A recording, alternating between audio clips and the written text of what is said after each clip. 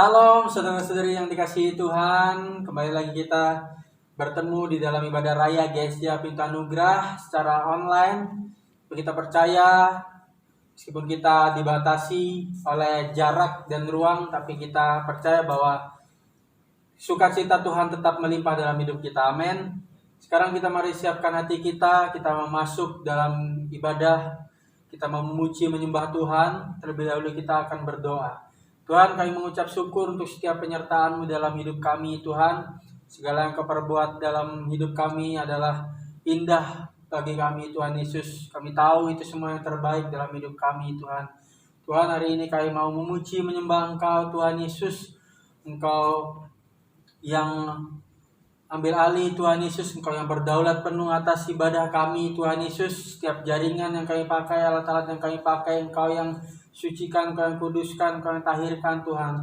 Kami tidak izinkan roh lain yang bukan berasal dari Engkau mengganggu jalannya ibadah kami, Tuhan.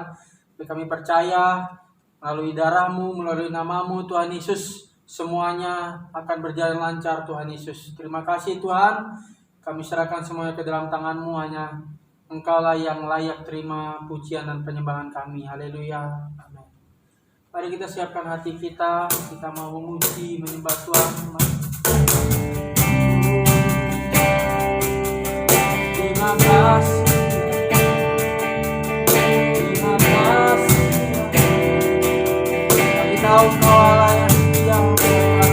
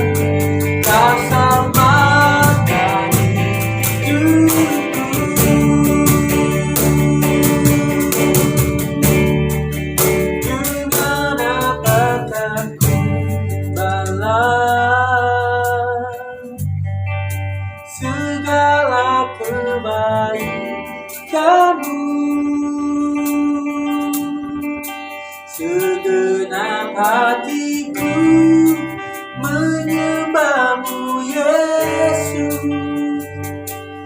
Ku bersyukur padamu mengharapkan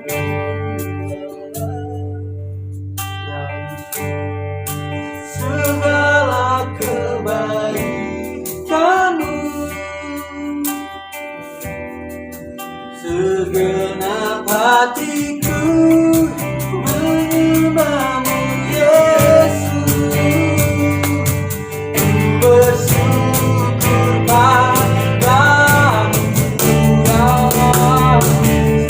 selamanya.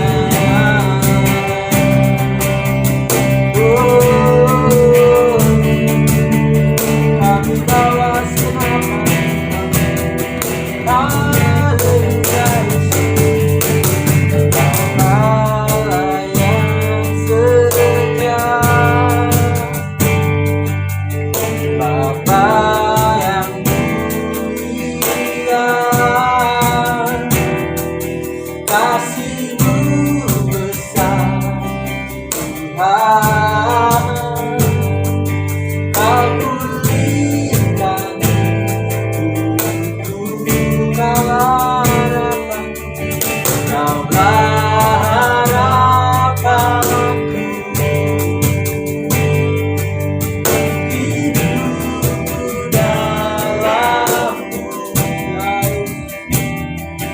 Terima kasih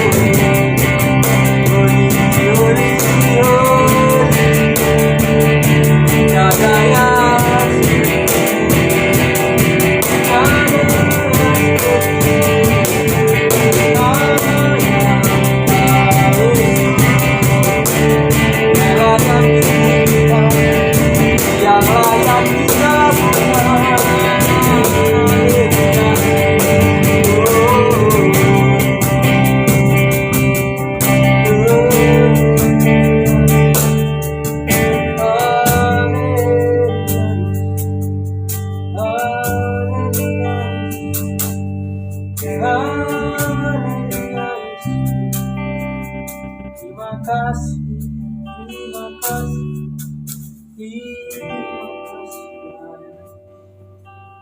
ya. Sungguh kami tidak dapat balas besarnya kasih-Mu dalam hidup kami, Tuhan. Kami ada sampai hari ini, Tuhan. Kami tahu itu semua karena kasih anugerah-Mu, Tuhan. Rindu, Tuhan, setiap hari kami menyenangkan hati-Mu, Tuhan. Kami mau pakai hidup kami, kami mau persembahkan hidup kami sepenuhnya dalam tangan-Mu, Tuhan Yesus. Terima kasih, Tuhan Yesus. Terima kasih buat segala pengorbanan-Mu dalam hidup kami. Terima kasih, Tuhan. Terima kasih. Terima kasih, ya Yesus. Terima kasih. Terima kasih, Tuhan. Yang memuji, menyembah Engkau dengan segenap hati kami. Seluruh yang terbaik dalam hidup kami yang Kau beri, Tuhan, kami mau kembalikan, kami mau persembahkan kepadamu, Tuhan. Terima kasih. Kami mau memuji, menyembah Engkau, kami mau bersorak-sorai, kami mau menari, kami mau melompat, Tuhan, untuk kemuliaan nama-Mu, Tuhan. Haleluya. Amin. Haleluya.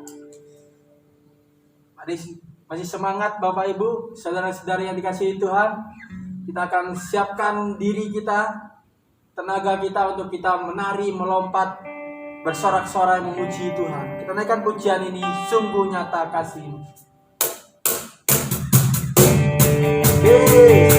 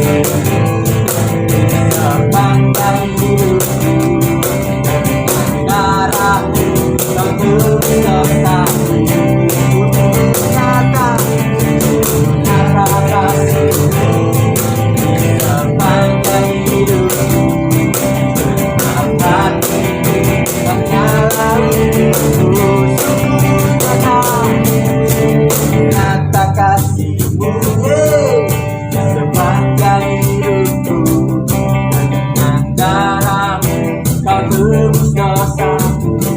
Angkat imanmu, nyata kasih-Mu sepanjang hidupku, genap hatiku hanyalah untukmu. Nyata kasih-Mu sepanjang hidupku, dengan darah-Mu Kau tebus dosaku. Nyata sepanjang hidupku, genap hatiku hanyalah untukmu. Genap hatiku, genap hatiku hanyalah untukmu. Genap hatiku, genap hatiku hanyalah untukmu. Berikan sorak-sorak terbaik Tuhan. Haleluya, haleluya. Kita percaya bahwa Tuhan adalah Tuhan yang setia buat kita. Amin. Mari kita siapkan hati kita. Kita mau mendengarkan firman Tuhan. Biarlah setiap benih yang ditaburkan dalam hati kita itu semuanya dapat bertumbuh, berakar kuat, berbuah manis dan lebat. Haleluya.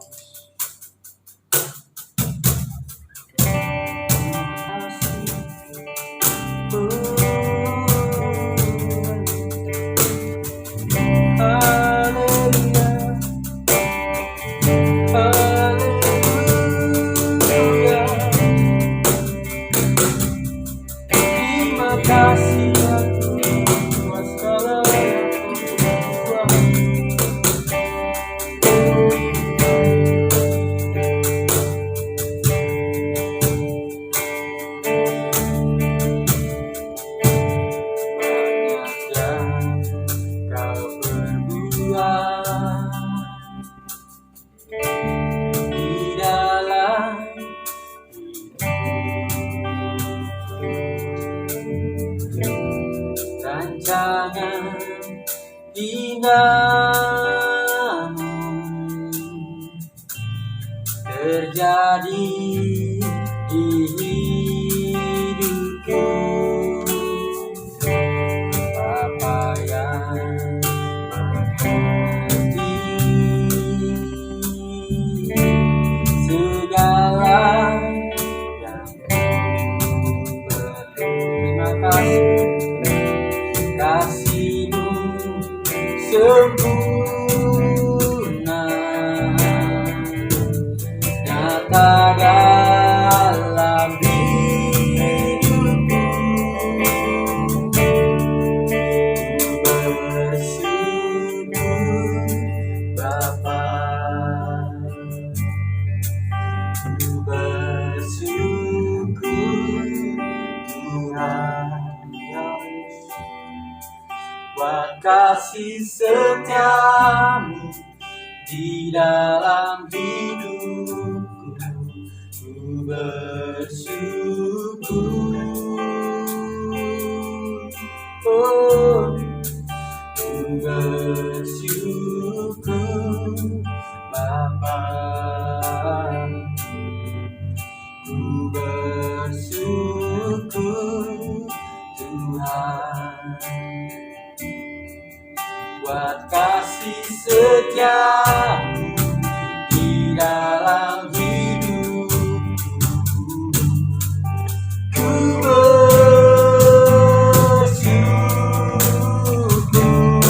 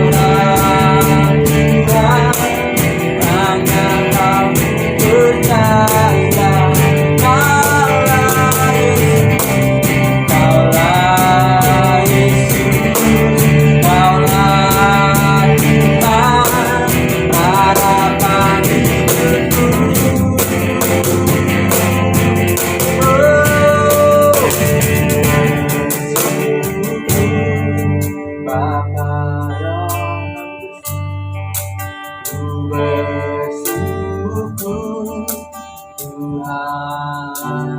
terima kasih buat kasih setiamu di dalam hidupku. Bersyukur, katakan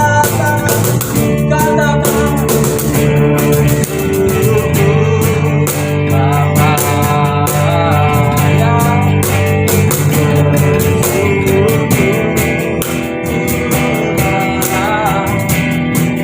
buat kasih setiamu di dalam hidupku.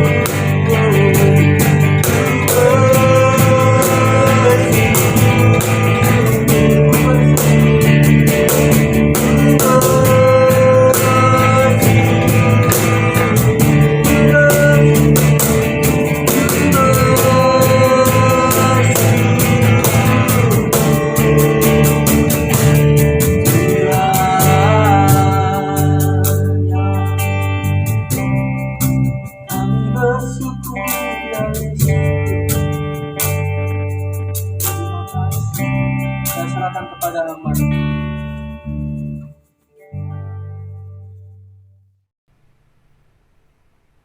Mari kita berdoa untuk menerima kebenaran firman Tuhan hari ini. Kami bersyukur, berterima kasih Tuhan, jikalau kembali lagi oleh karena anugerah dan kesempatan yang sudah Tuhan berikan dalam kehidupan kami, untuk kami kembali menikmati sabda firman Tuhan.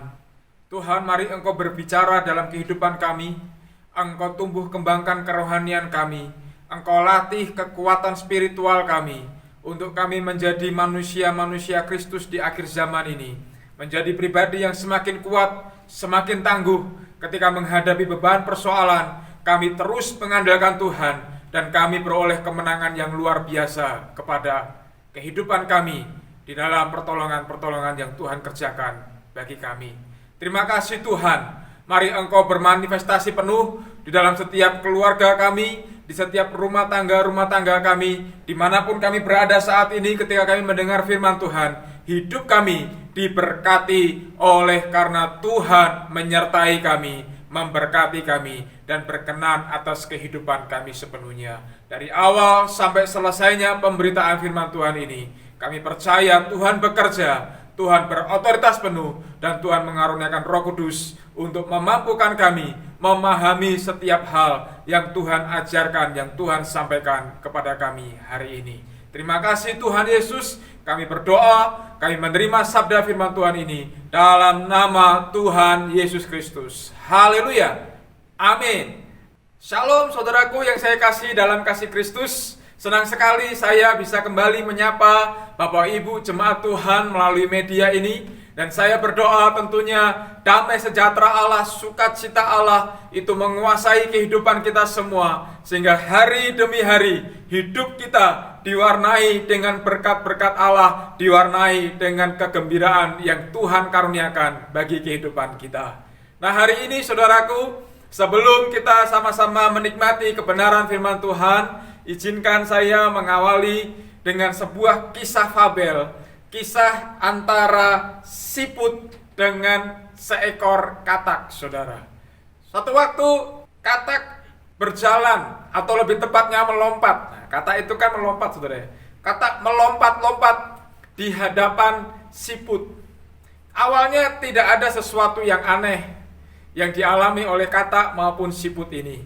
Namun ketika peristiwa itu, atau peristiwa di mana katak itu melompat-lompat di hadapan siput, satu waktu katak memperhatikan siput, dan dilihatnya oleh katak ini bahwa siput itu melihat katak dengan cara yang sinis, cara pandang yang sinis, saudara. Lalu katak menghampiri siput. Katak bertanya kepada siput, "Tuan siput, apakah ada yang salah dari saya sehingga membuat Tuan siput itu memandang sinis kepada saya? Kalaupun ada salah, tunjukkan di mana salah saya supaya saya bisa memperbaiki dan Tuan siput tidak lagi memandang sinis kepada saya."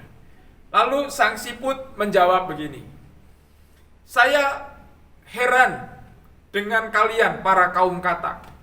Kalian kaum katak itu mempunyai 4 kaki, bisa melompat ke sana kemari dengan bebasnya, bisa beranjak dari satu tempat ke tempat yang lainnya itu begitu cepatnya. Sementara saya, dengan kaum saya, kami harus membawa cangkang yang berat ini. Kami harus merangkak di tanah. Jadi kami tidak bisa bebas bergerak sama seperti engkau ya katak." Lalu sang katak menjawab dengan santai kepada si siput ini, saudara.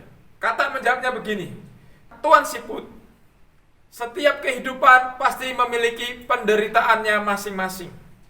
Hanya saja kamu siput melihat kegembiraanku saja tanpa mengetahui penderitaan yang kami alami sebagai kaum katak." Nah, pada waktu katak selesai mengatakan perkataan itu kepada sang siput, secara tiba-tiba muncullah seekor burung elang, saudara.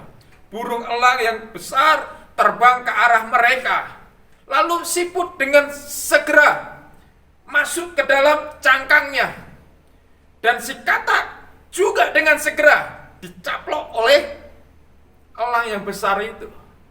Nah, peristiwa yang dilihat oleh siput itu akhirnya membuat siput menyadari bahwa ternyata cangkang yang dimilikinya ini bukan merupakan suatu beban, tetapi cangkang yang melekat dalam tubuhnya itu, pada tubuhnya itu setiap saat, setiap waktu itu merupakan kelebihan atau keunggulan yang dimiliki oleh siput dibandingkan dengan apa yang dimiliki oleh katak.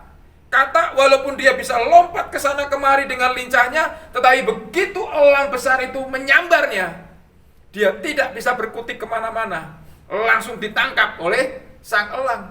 Sementara siput yang notabene susah bergerak, yang dia katakan, "Aku hanya bisa berjalan merayap dengan membawa beban yang berat ini."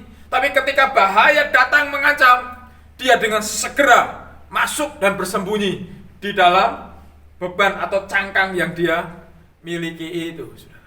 Nah, saudaraku, dari peristiwa atau cerita fabel ini, saya ingin menyampaikan suatu kebenaran firman Tuhan yang saya beri judul, "Jangan bersusah hati, bersukacitalah karena Tuhan."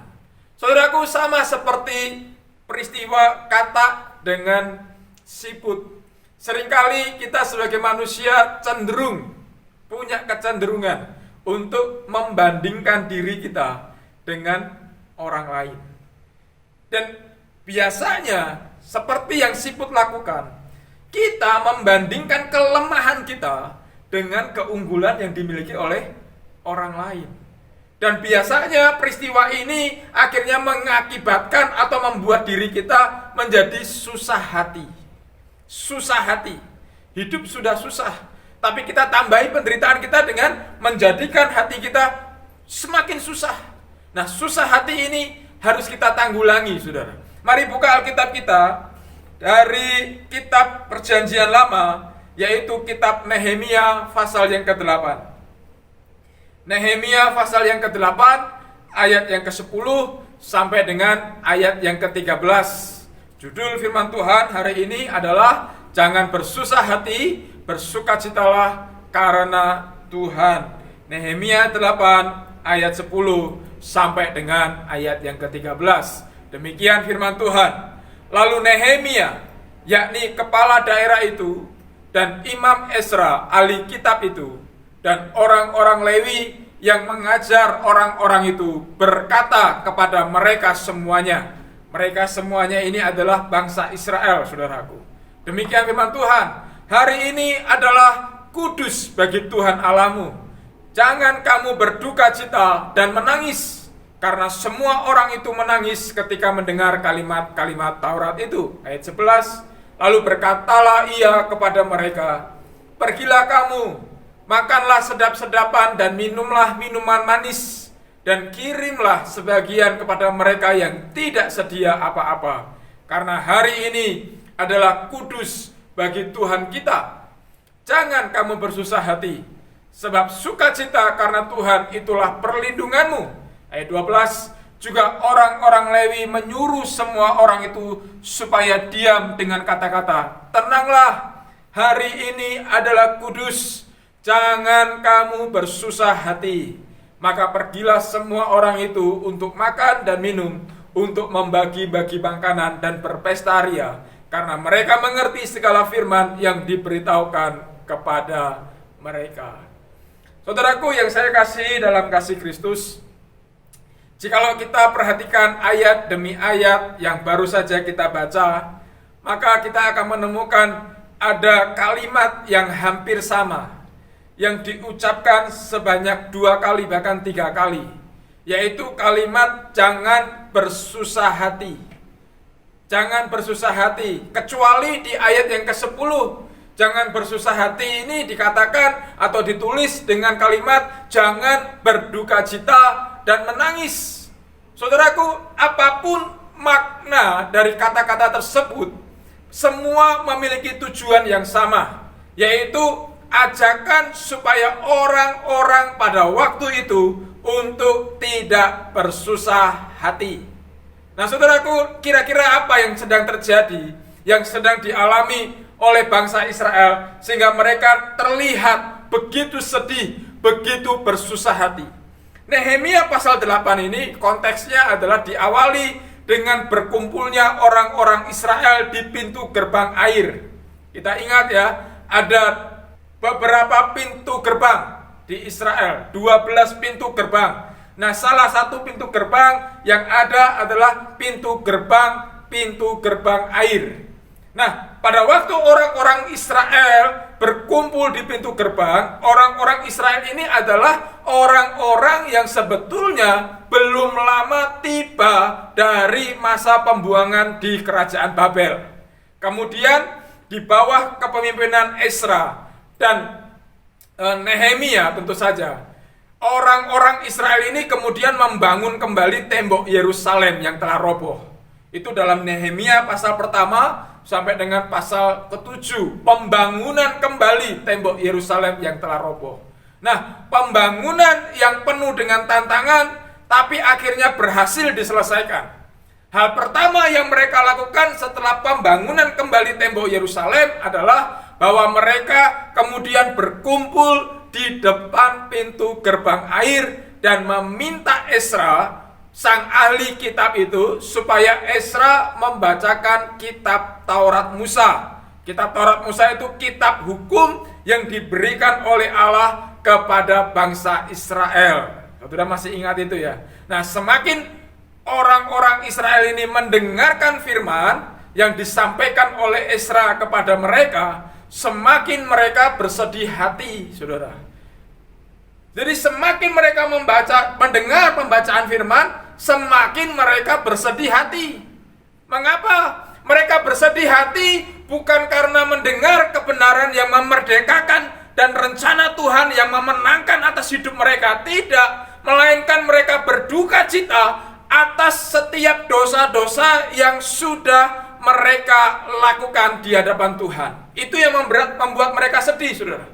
Nah, firman Tuhan itu bagaikan palu yang menghantam ego mereka, menghantam kesombongan mereka yang begitu besar. Jadi ketika mereka mendengar firman Tuhan, mereka seperti digodam, kesombongan mereka dipukul oleh Allah. Dan itulah yang membuat mereka merasa bahwa mereka telah begitu bodoh di hadapan Tuhan dan terlalu banyak berbuat dosa dan perbuatan salah yang telah dilakukan oleh mereka di hadapan Tuhan. Akibatnya apa? Mereka hanya tenggelam dalam kesedihan.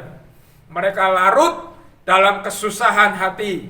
Dan hal ini membuat mereka tidak memiliki semangat untuk bergerak, melangkah maju, menyongsong hari-hari yang baru pasca pembebasan mereka dari kerajaan Babel, saudara.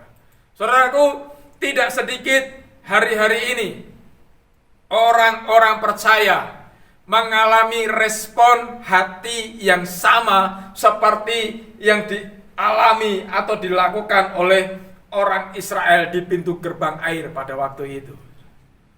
Orang-orang percaya menjadi susah hati ketika mendengar sabda firman Tuhan, ketika dosanya dibuka oleh Tuhan, mereka menjadi susah hati. Dan mereka menjadi orang-orang yang bingung, tidak tahu apa yang harus dilakukan. Sama seperti orang-orang Israel ketika mereka selesai membangun kembali tembok Yerusalem. Mereka tidak tahu apa lagi yang harus mereka perbuat. Sehingga hal itu akhirnya membuat mereka tidak tahu, bingung sama sekali, tidak tahu apa yang harus mereka lakukan. Saudara, hal ini juga terjadi oleh orang-orang percaya. Ketika mereka mendengar firman Tuhan, mereka menerima firman Tuhan, bukannya bergembira malah bersusah hati. Karena apa? Karena mereka melihat betapa berdosanya kehidupannya di hadapan Tuhan. Saudara, orang yang bersusah hati ini dan tidak tahu apa yang harus mereka lakukan, penyebabnya itu bisa dikarenakan oleh banyak hal, saudara. Bisa oleh karena tindakan pelanggaran seperti yang dilakukan oleh bangsa Israel kepada Tuhan pada waktu itu. Bisa juga oleh karena dampak akibat kondisi pandemi yang masih berlangsung hari ini. Sementara tidak sedikit orang-orang yang mulai lelah dengan kondisi yang entah kapan selesai, kapan berakhirnya pandemi ini. Mereka menjadi orang-orang yang hopeless, orang-orang yang tidak punya pengharapan. Belum lagi ditambah berbagai problematika yang saling kait-mengait satu dengan yang lain, sehingga turut mempengaruhi berbagai lini sendi kehidupan orang-orang percaya. Sehingga mereka menjadi orang yang susah hati, orang yang tidak tahu harus apa dan harus bagaimana menghadapi situasi yang sedang menimpa kehidupan mereka. Saudaraku, inilah yang menjadi pesan Tuhan bagi kita hari ini. Tuhan kita, yaitu Yesus Kristus, tahu sekali kondisi hati orang-orang percaya hari-hari ini. Atau lebih tepatnya, Bapa kita di sorga mengetahui sekali kondisi daripada anak-anaknya, yaitu kita orang percaya. Nah, susah hati adalah kondisi atau keadaan ketidaktenangan yang terjadi di dalam hati setiap orang. Seperti mengkhawatirkan sesuatu yang sebetulnya secara sadar tidak perlu dikhawatirkan, namun kita memilih untuk menjadi khawatir. Akibatnya hati kita menjadi susah, gundah gulana, tidak bisa nyenyak tidur, takut berbuat apapun. Oleh karena apa? Hati kita susah, hati kita gundah gulana. Kabar baik datang kepada kita hari ini, bahwa melalui pesan Tuhan yang kita baca dari peristiwa di Nehemia pasal 8 ayat 10 sampai 13 ini, Tuhan mau memulihkan kondisi hati setiap anak-anaknya. Katakan amin. Karena kita umat Tuhan mengalami sukacita yang besar ketika ada kekuatan yang luar biasa mengalir di setiap kehidupan orang percaya. Oleh karena Tuhan peduli, Tuhan mengerti dalam kehidupan kita. Jadi saudara, kalau begitu, apa yang dimaksud dengan bersukacita karena Tuhan dan supaya kita tidak menjadi susah hati? Apa yang dimaksud dengan bersukacita karena Tuhan? Yang pertama, ayat yang ke-11, saudara. Sukacita yang terjadi karena Tuhan memerintah dalam hati kita. Ayat 11, lalu berkatalah ia kepada mereka, pergilah kamu, makanlah sedap-sedapan dan minumlah minuman manis, dan kirimlah sebagian kepada mereka yang tidak sedia apa-apa. Karena hari ini adalah kudus bagi Tuhan kita. Jangan kamu bersusah hati, sebab sukacita karena Tuhan itulah perlindunganmu. Saudaraku, hal apa saja yang dimaksudkan oleh firman Tuhan dengan maksud bersukacita karena Tuhan? Karena yang pertama kita ketahui bahwa sukacita yang kita alami itu oleh karena Tuhan memerintah hati kita. Apabila saudara masih ingat pesan Tuhan di tanggal 5 September, saya menyampaikan bahwa kondisi perjalanan yang sedang kita jalani ini ada dalam situasi yang dingin dan gelap, di mana pemandangan yang kita saksikan di sekeliling kita itu adalah begitu banyaknya hal atau peristiwa yang terjadi yang tidak sesuai dengan keinginan kita. Serta kondisi yang kita alami itu tidak sesuai dengan hukum Tuhan. Oleh karena apa? Oleh karena kondisi orang-orang yang kurang pengetahuan terhadap kebenaran firman Allah, yang pada akhirnya dengan sengaja mereka melakukan berbagai pelanggaran di hadapan Tuhan. Nah, melewati pemandangan yang demikian terus menerus tanpa kita berani menyatakan kebenaran, maka lambat laun kasih kebanyakan orang bisa menjadi pudar atau dingin, saudara. Berbeda apabila kita sungguh-sungguh terhubung dengan Tuhan, sang sumber kehidupan itu, maka kasih kita kepadanya, kasih kita kepada sesama akan terus menyala-nyala setiap hari. Kita tidak akan menjadi orang yang mudah kecewa. Kita tidak menjadi orang yang mudah menyalahkan keadaan, menyalahkan orang di sekeliling kita. Tidak. Nah, prinsip yang sama pula apabila kita mengizinkan Kristus, sang sumber sukacita itu memerintah dalam hati kita, saudara.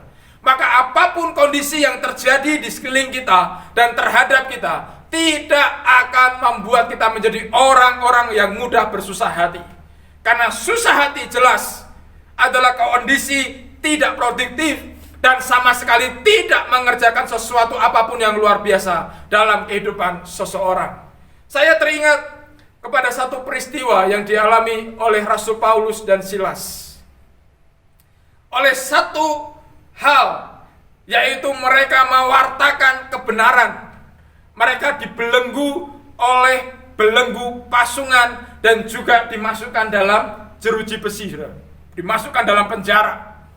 Namun menariknya bahwa ketika belenggu pasungan dan dinginnya ruang penjara itu tidak membuat Rasul Paulus dan Silas berduka atau bersusah hati, melainkan peristiwa itu justru membangkitkan sukacita mereka karena mereka sadar bahwa Tuhan yang bertata di hati mereka, yang telah membawa mereka masuk ke Filipi, adalah Tuhan yang punya rencana yang besar selanjutnya bagi pekerjaan pelayanan yang Rasul Paulus dan Silas lakukan.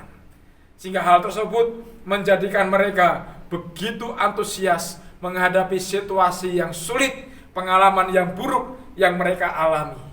Saudaraku, hari ini Tuhan mengirim pesan yang sama kepada kita, yang mungkin saat ini ada di antara kita yang sungguh-sungguh bersusah hati, yang tidak tahu harus bertindak bagaimana lagi dikala berhadapan dengan situasi yang tidak menentu, sama seperti kondisi pandemi saat ini. Mungkin engkau ada di dalam pekerjaan yang engkau sendiri tidak tahu apa yang harus engkau lakukan dalam pekerjaan itu. Engkau tidak mengetahui secara persis apa tujuan dan target dari setiap apa yang engkau lakukan. Jangan bersusah hati. Izinkan Tuhan memerintah hati kita, serta lihat betapa Tuhan yang kaya akan rencana itu memiliki rencana yang sangat indah bagi kehidupan kita semua hari ini.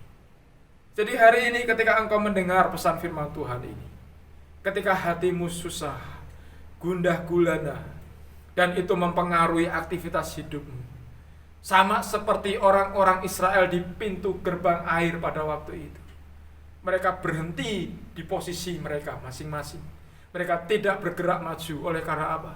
Mereka dipenuhi dengan duka cita oleh karena keberdosaan mereka kepada Tuhan.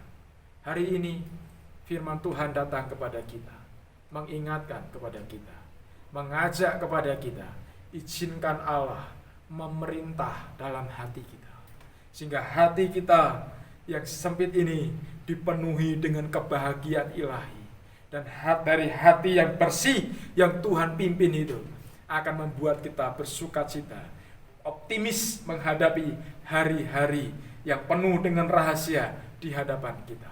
Sama seperti Paulus dan Silas alami. Hari ini kita juga mau mengalami sukacita ilahi. Sekalipun hidup kita terbelenggu, hidup kita dipenjara oleh keadaan, oleh situasi, oleh permasalahan yang menghimpit kita. Tapi sekali lagi, ketika Allah diizinkan oleh kehidupan kita memerintah atas hati kita, maka yang keluar dari kehidupan kita adalah sukacita ilahi. Dan sukacita itu menjadi satu kekuatan supranatural yang kita perlukan untuk berjalan, bergerak maju, melawan kemustahilan yang dunia tawarkan hari ini. Yang berikutnya, apa yang dimaksud dengan bersukacita karena Tuhan? Yang kedua adalah sukacita yang terjadi karena kita mampu menangkap maksud dan rencana Tuhan bagi setiap kehidupan kita. Ayat 9 dan ayat yang ke-10. Bagian-bagian daripada kitab itu, yakni Taurat Allah, dibacakan dengan jelas, dengan diberi keterangan-keterangan sehingga pembacaan mengerti. Ayat 10, lalu Nehemia, yakni kepala daerah itu, dan Imam Ezra ahli kitab itu, dan orang-orang Lewi yang mengajar orang-orang itu berkata kepada mereka semuanya, hari ini adalah kudus bagi Tuhan Allahmu, jangan kamu berduka cita dan menangis. Karena semua orang itu menangis ketika mendengar kalimat-kalimat Taurat itu. Saudara, ada kesalahpahaman yang terjadi pada bangsa Israel ketika Imam Ezra, sang ahli kitab itu, membacakan hukum Taurat atau hukum Tuhan. Padahal Imam Ezra telah menyampaikannya dengan begitu baik. Bahkan di ayat 9 tadi dikatakan ada orang-orang yang membantu untuk menerjemahkannya, menafsirkannya dengan bahasa yang lebih bisa dimengerti oleh orang Israel. Saudara bayangkan, sementara firman Tuhan itu disampaikan dari pagi sampai tengah hari, ada orang-orang Lewi yang membantu menjelaskan apa yang disampaikan oleh Ezra kepada bangsa Israel untuk bagian-bagian yang tidak dipahami oleh orang Israel. Namun sayangnya saudara, respon yang ditimbulkan oleh orang-orang Israel justru tidak tepat. Mereka sepertinya mengerti firman Tuhan, namun hati mereka merasa berdosa dan merasa diri mereka adalah pemberontak Tuhan. Nah, atas bantuan Nehemia dan para imam Lewi, maka dijelaskanlah makna firman Tuhan yang dimaksud itu. Bukan semata-mata untuk menyudutkan umat Tuhan akan dosa-dosa mereka sehingga mereka dibuang ke pembuangan Babel, namun lebih jelasnya untuk menyatakan bahwa Tuhan itu sangat serius dengan perkataannya. Tuhan itu bertanggung jawab dengan janji yang diucapkannya kepada umatnya itu. Tuhan memberikan hukum-hukumnya karena Tuhan sayang kepada umatnya. Betul, memang Tuhan telah membuang bangsa Israel itu ke pembuangan karena dosa mereka. Namun coba lihat fakta kebenarannya, yaitu bahwa Tuhan juga mengatakan bahwa tidak selama-lamanya mereka akan ada dalam masa pembuangan. Ada waktu di mana mereka akan dibawa pulang kembali. Dan memang benar hari itu Tuhan menepati janjinya untuk mengembalikan orang-orang Israel kembali ke kota Yerusalem. Saudara, akhirnya mereka paham dan mereka akhirnya bersukacita oleh karena mereka akhirnya memahami segala firman Tuhan yang diberitahukan kepada mereka. Di ayat 13 diberikan keterangan itu, saudara. Saudaraku yang saya kasih dalam kasih Kristus, memang benar Tuhan mengizinkan kita untuk mengalami masa-masa yang sulit. Memang benar Tuhan mengizinkan kita mengalami masa-masa kesakitan dan penderitaan. Memang benar itu disebabkan oleh keberdosaan kita kepada Tuhan. Sebagai hukuman, sebagai disiplin rohani, Tuhan mengganjarkan masa-masa yang sulit, masa-masa yang sakit dan penderitaan dalam kehidupan kita. Itu memang benar. Tetapi jangan fokus kepada setiap hukuman yang Allah berikan saja. Sebab kalau kita hanya fokus kepada hukuman yang Tuhan berikan dalam kehidupan kita, maka kita menjadi orang yang susah hati, sama seperti kondisi orang Israel di pintu gerbang air. Mereka terima firman, tapi mereka hanya menangkap bahwa mereka adalah orang berdosa, mereka adalah pemberontak-pemberontak Tuhan, dan hal itu yang menyebabkan mereka susah hati. Tapi Ezra, Nehemia, dan orang-orang Lewi pada waktu itu membantu menjelaskan maksud penyampaian kebenaran firman Tuhan. Seringkali kita lupa. Kita lebih berfokus kepada hal-hal yang menyakitkan hati kita. Hal-hal yang mendukakan kehidupan kita. Hal-hal yang menjadi satu penderitaan yang kita alami dalam kehidupan kita. Kita fokus kepada permasalahan yang ada di sekeliling kita. Tapi kita lupa ada satu fakta kebenaran. Bahwa Tuhan akan memberikan solusi, pertolongan dari setiap kesulitan yang kita hadapi. Tuhan akan menyembuhkan dan mengangkat kita dari penderitaan, serta mengaruniakan kepada kita yang namanya kelegaan dan ketenangan jiwa. Jangan lupakan ini, jangan abaikan ini, saudara. Ketika engkau dalam masa kesesakan, ingat satu fakta kebenaran, bahwa Tuhan akan memberikan kelegaan dalam kehidupan kita. Mari jemaat Tuhan, melalui pesan firman Tuhan hari ini yang sedang mengajarkan kepada kita bahwa sukacita yang sejati tidak bergantung pada situasi apapun yang sedang kita alami. Sukacita yang sejati itu timbul ketika orang percaya mengizinkan Tuhan memerintah di hidupnya dan menaruh perhatian serta memahami akan segala firman Tuhan yang diberitahukan melalui hambanya. Dan ketika sukacita itu timbul, maka akan terjadi kekuatan dan rasa aman di dalam kehidupan orang-orang percaya. Bahwa sukacita yang sejati itu bersumber dari Tuhan yang memberikan kekuatan bagi kehidupan kita. Tuhan Yesus memberkati. Mari kita berdoa. Bapa di surga, berikan kepada kami pemahaman yang benar akan kebenaran firman Tuhan. Sehingga kami tidak salah menafsirkan, kami tidak salah persepsi di dalam kami menerima kebenaran firman Tuhan. Pada saat Allah menyatakan keberdosaan kami, itu bukan berarti Allah sedang menunjukkan kejahatan dalam kehidupan kami, tetapi Allah sedang menunjukkan kasih kemurahan yang besar dalam kehidupan kami. Kendati kami adalah orang-orang yang berdosa, tapi besar kemurahan Tuhan yang menjadikan kami punya kesempatan untuk meminta pengampunan dan menerima pengampunan daripada Engkau. Sehingga hidup kami tidak berhenti oleh karena keberdosaan itu, tapi hidup kami berlanjut oleh karena pengampunan yang Tuhan beri. Sehingga ada sukacita yang besar yang Tuhan karuniakan dalam kehidupan kami. Tuhan, hari ini dan untuk selama-lamanya, kami izinkan Engkau memerintah atas hati kami, memerintah atas hidup kami, sehingga situasi apapun yang sedang kami alami tidak mengurangi sukacita kami di hadapan Tuhan. Terima kasih untuk rema kebenaran firman Tuhan yang hari ini kami dengar. Terus perkuat iman kami ya Bapa. Terus jalin hubungan yang baik dengan kami ya Bapa. Sehingga kami perlu akan pertolongan Tuhan hari ini dan di hari-hari selanjutnya. Terima kasih untuk ibadah hari ini.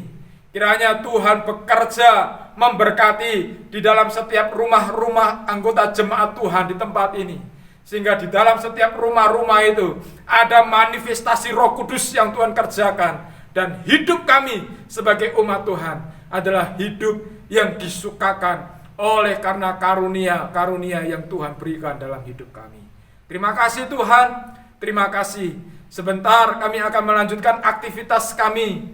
Biarlah Tuhan yang memberkati kehidupan kami. Tuhan memberkati setiap perencanaan-perencanaan kami. Dan buat segala sesuatunya berjalan sesuai dengan rencana Tuhan dan kehendak Tuhan. Dan buat apa yang kami lakukan berhasil oleh karena tangan Tuhan yang besar ajaib itu yang menyertai perjalanan kami. Terima kasih Tuhan. Sebagai orang percaya kami mengangkat kedua tangan kami. Kami mengarahkan hati kami. Kami percaya di dalam setiap peribadatan Tuhan memberkati kami, menyediakan hal-hal yang terbaik bagi kehidupan kami. Saudaraku, terimalah segala berkat yang terbaik. Jikalau engkau tekun setia mengerjakan setiap kebenaran firman Tuhan, maka berkat damai sejahtera Allah Tuhan berikan di dalam kehidupanmu.